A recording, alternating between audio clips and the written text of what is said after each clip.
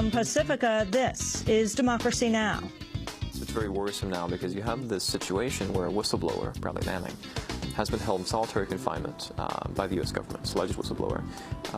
And if he's convicted, he faces the possibility of death for allegedly blowing the whistle on military crimes.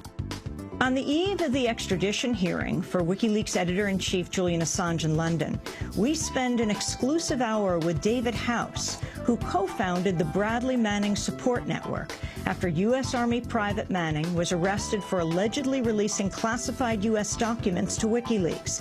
Last month, House refused to testify before a grand jury in Alexandria, Virginia. We caught up with David House in London and talked to him about the federal surveillance he has come under, his experience before the grand jury, and his visits with Manning at Quantico Marine Base in Virginia. All that and more coming up. Welcome to Democracy Now!, democracynow.org, The War and Peace Report. I'm Amy Goodman. The nation's official unemployment rate has risen to 9.2% after the economy created just 18,000 jobs in June. One economic analyst described the June jobs report as horrific. Meanwhile, the official unemployment rate for African Americans remains considerably higher at 16.2%. Last week, the Congressional Black Caucus publicly criticized the Obama White House for not doing enough to combat the jobs crisis among African Americans. In the city of Milwaukee, Wisconsin, the unemployment rate for black men is now 34%.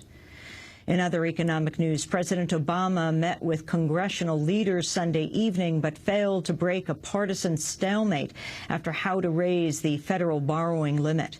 Democratic and Republican lawmakers are divided on how far the party should go in cutting the deficit over the next decade, or whether tax cuts and entitlement reductions should be a part of any deal. Last week, news reports indicated President Obama is now backing significant cuts to Medicare spending and retirement benefits under Social Security in return for Republican support. Independent Bernie Sanders warned this weekend that such cuts to Social Security could put some 245,000 people into poverty. Treasury Secretary Timothy Geithner appeared on Meet the Press Sunday. If Congress doesn't act by the 2nd, they will downgrade our credit, first time in history. And if that happens, you're going to see catastrophic damage across the American economy and across the global economy. It's not something failure is not an option. The White House has announced plans to hold back $800 million in military aid to Pakistan.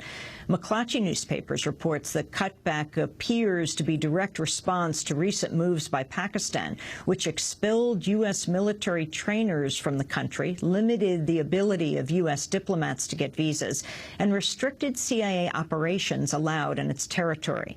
The announcement also comes just days after unnamed Obama administration officials accused the Pakistani spy agency, the ISI, of ordering the recent killing of Pakistani journalist Saeed Salam in an effort to silence him. On Saturday, a spokesperson for the Pakistani military described the recent reports in the Times as a, quote, direct attack on the Pakistani state. Tens of thousands of South Sudanese celebrated on Saturday as South Sudan became the world's latest independent state. South Sudan won its independence from Sudan in a January referendum, the climax of a 2005 peace deal that ended decades of fighting with the North. While North Sudan was the first nation to recognize the new state, many issues remain unresolved between the two nations, including disputes over borders and oil payments. Salva Kiir is South Sudan's first president. He's the former military commander of the Sudan People's Liberation Movement. A happy day like this should not dwell on the bad memories, but it is important to recognize that for many generations, this land has seen untold suffering and death. We have been bombed, maimed, enslaved, and treated worse than a refugee in our own country. But we have to forgive, although we will not forget. UN Secretary-General Ban KiMoon traveled to South Sudan for the country's independence ceremony. Challenges are enormous. Security still unstable. There is a huge lack of infrastructure. There is a huge socio-economic problems and rule of law. You have to have all these things established as soon as possible. United Nations will mobilize all resources possible. Agencies are committed and stand ready to work with the new Sudanese government leaders and people. U.S. military officials are increasingly raising alarm about Iran's role in Iraq. During a visit to Iraq, the nation's new defense secretary, Leon Panetta, said Sunday weapons supplied by Iran had become a tremendous concern for the United States. Panetta said, quote, "This is not something we're going to walk away from. It's something we're going to take on head-on." Panetta is in Iraq to discuss the possibility of keeping U.S. troops in Iraq beyond the scheduled pullout at the end of this year. In other news from Iraq, CNN reports at least 7 anti-government protesters were arrested and beaten by Iraqi security forces as hundreds of angry demonstrators gathered Friday in central Baghdad. Since early February, tens of thousands of protesters have participated in demonstrations every Friday across Iraq, inspired by the popular uprisings in Egypt and Tunisia. Syrian forces killed at least 2 people and injured 20 in Homs earlier today during the heaviest raids on the city since troops deployed there 2 months ago to crush dissent against President Bashar al-Assad. The armor and tank-backed assaults on Homs come just a day after the authorities held what's described as a national dialogue meeting in Damascus. Opposition groups boycotted the meeting, saying they would not participate without an end to the crackdown. Tayyab Tazini is a spokesperson for the Syrian opposition. The first condition for a country in Syria's current position should be to declare a ban on the use of weapons on any Syrians. But even until this point, bullets are being fired in Homs, Hama, and others.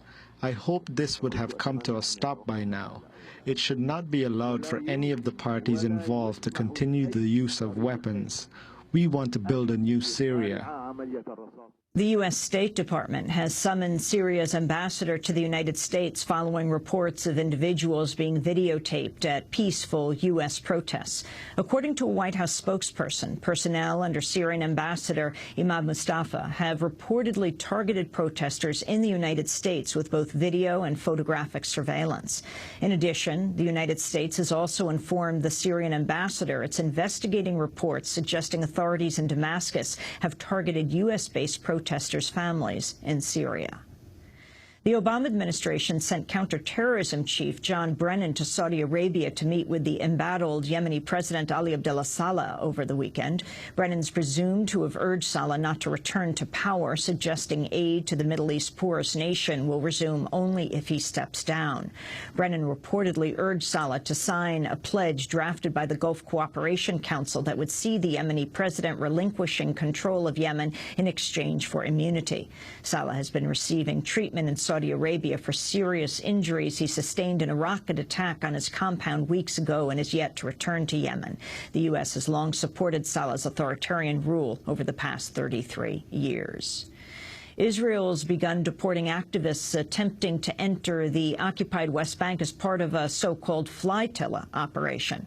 36 people were deported from Israel's Ben Gurion International Airport to Frankfurt, Germany, Sunday. Another group is expected to be deported on a Geneva-bound flight today. The flotilla term is a nod to the humanitarian flotilla that attempted to enter the occupied Gaza Strip by sea last week. Lufthansa Airlines previously refused to fly a group of pro-Palestinian activists to Tel Aviv because their names appeared on a blacklist provided by Israeli authorities, but a second group managed to arrive in Israel on a direct flight from Frankfurt. The British government's beginning to pressure media mogul Rupert Murdoch to drop his bid to take over the B-Sky-B satellite network. Murdoch's News Corporation is embroiled in a major scandal after new evidence emerged that his reporters hacked the voicemails of thousands of people, from child murder victims to politicians to the families of British soldiers killed in war. The newspaper at the center of the scandal, the News of the World, ceased publication on Sunday. Founded in 1843, the paper was said to be the largest circulation English-language newspaper in the world. The architect behind Arizona's controversial anti-immigrant law now faces a recall from his position as state Senate president. The group Citizens for a Better Arizona collected and delivered well over the necessary amount of signatures needed to force a recall of Republican State Senator Russell Pierce last week. According to law, Pierce must now resign from office within 5 business days or face a recall election. State officials say such an election would likely be set for November or March. SB 1070 has gained national attention for, among other things, requiring police check the immigration status of anyone they might suspect is in the country illegally, one of many provisions in the bill that was blocked by federal courts. Argentine singer-songwriter Facundo Cabral died on Saturday after a car he was traveling in was ambushed by gunmen in Guatemala. He was one of Latin America's most admired folk singers and the man the United Nations once designated as a, quote, worldwide messenger of peace. Cabral's death sent shockwaves throughout Latin America and the international community. Hundreds gathered in Guatemala City to commemorate the celebrated singer's death over the weekend. Guatemalan President Alvaro Colom declared 3 days of national mourning in honor of the musician's passing. The 8th child of a poor Argentine family, Cabral's songs were known for mixing themes of social justice and spirituality. He fled his native Argentina to Mexico in 1976 after a military junta seized control of Argentina and remained in exile until the fall of the dictatorship in 1982. According to President Colom, Cabral's killers were professional hitmen who used 3 cars to surround and attack the vehicle the famous singer rode in. Cabral's road manager and a Nicaraguan concert promoter and nightclub owner were also critically wounded in the attack. Authorities have suggested the Nicaraguan, a man by the name of Henry Farina Fonseca, was the target of the violence, but Nobel Prize winner Rigoberta Menchu, a friend of Cabral, believes the ambush may have been related to Cabral's beliefs. Facundo Cabral es un maestro. Facundo Cabral is a teacher. Siempre me gustó su canción de los años 70. I always loved his songs in the 70s. He said he was never from here or he was never from there. And today we dedicate this song to him. Hoy estamos dedicando esa canción precisamente para él because he loved Guatemala a lot. Él amó mucho a Guatemala. Él estuvo muchas veces aquí en nuestro país. He's been here many times in our country. He was very considerate, and I remember he had marvelous phrases in his music. Frases maravillosos en su música. But finally, today, we are repudiating a terrible crime in Guatemala, a terrible crime in our country, a crime that is creating horror and fear. And I can't stop thinking that he was killed for his ideals, because there's no reason as to why he needed to be killed here in Guatemala. Nobel Peace Prize winner Rigoberta Menchu on the murder of her friend, the famous Latin American singer Facundo Cabral. This is Democracy Now!, democracynow.org, The War and Peace Report. I'm Amy Goodman.